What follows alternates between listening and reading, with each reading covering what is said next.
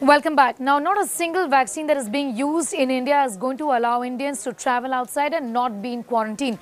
This also includes India's homegrown Covaxin. The approval of the emergency use listing for Covaxin is expected only after the 5th of October. Here's why.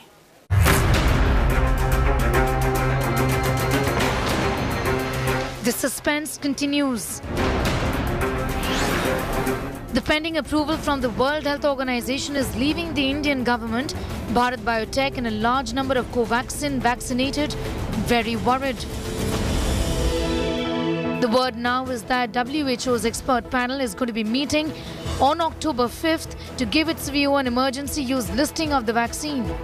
The hope is that Covaxin will finally get the nod at this meeting. What about the approval for Covaxin by the World Health Organization, the emergency use listing? I think very significant progress has taken place. There are positive signals from every quarter. We are constantly engaged with the World Health Organization. We know that with data being provided by Covaxin, it is being respected hugely, and we are on track for an early licensure.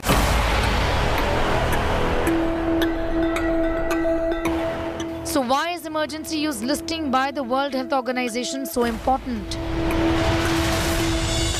At this point, it would be important to receive an emergency use listing from the World Health Organization.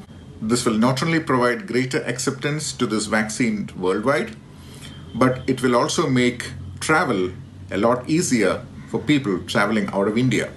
The World Health Organization has already approved a similar vaccine made by China, and that's called Sinopharm.